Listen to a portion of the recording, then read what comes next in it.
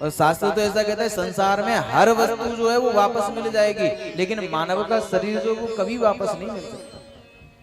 मानव का शरीर अगर एक बार छूट जाए, हाथ से निकल जाए, तो फिर उसके बाद में ये मानव का शरीर प्राप्त नहीं किया जा सकता। पुनर्वित्तम पुनर्मित्रम पुनर्भार्या पुनर्मही एतत् सर्वे पुनर्लभ्ये न शरीरम पुनः पुनः।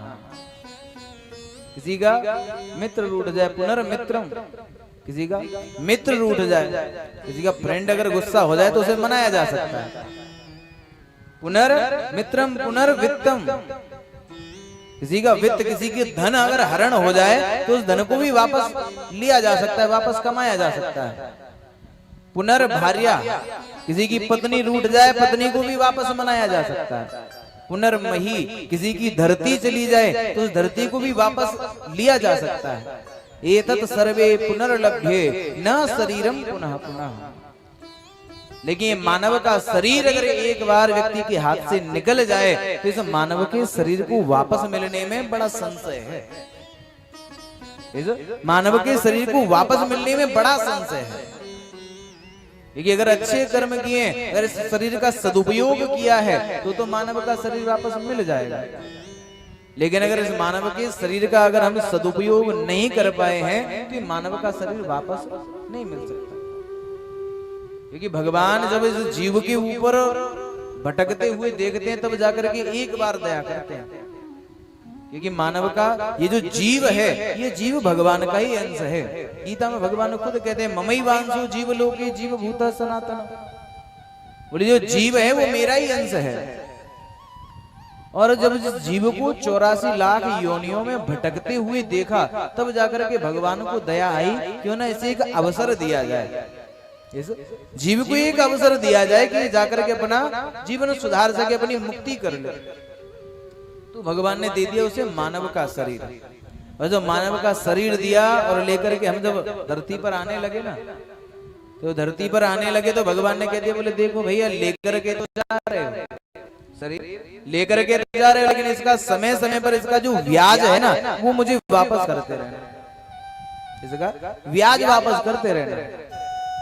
अच्छा, भगवान से पूछो, बोले महाराज इस शरीर का ब्याज क्या है?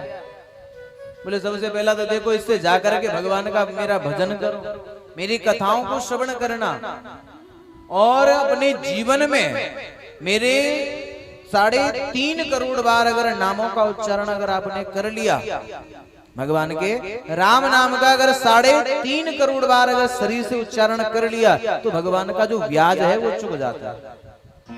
इसलिए जो मानव का शरीर जो है वो तो मूर्धन है।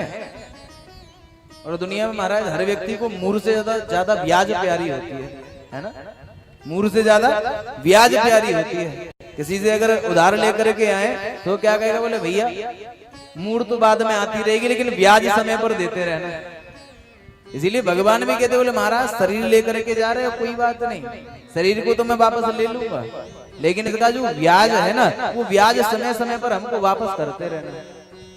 और वही ब्याज जो है वो मेरे गोविंद भगवान का भजन है। इसलिए भगवान ने ये जो अवसर है, ये जो मानव का शरीर है, ये भी एक अवसर के रूप में प्रदान किया है। ये मानव का शरीर भी बड़े सौभाग्य की बात है कि हमें ये मानव का शरीर प्राप्त हुआ है। तो इस मानव के शरीर को हम लेकर के तो है भगवान से किस कार्य के लिए? भजन करने के लिए। लेकिन यहाँ आकर के फिर से उन्हीं झंझटों में आकर के फंस गए और भगवान का भजन करना भूल गए।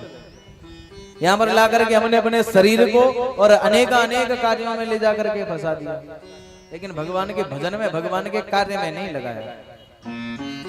और जो ऐसा शरीर है उसको पुनः मिलने में संशय हो जाता है। ये जिसने अगर इस शरीर का सदुपयोग, अपने मानव तन का सदुपयोग नहीं किया तो ये मानव का शरीर फिर वापस मिलने वाला नहीं है। इसलिए मानव का शरीर भी बड़े सौभाग्य की बात है कि हमें ये मानव का शरीर प्राप्त हुआ है।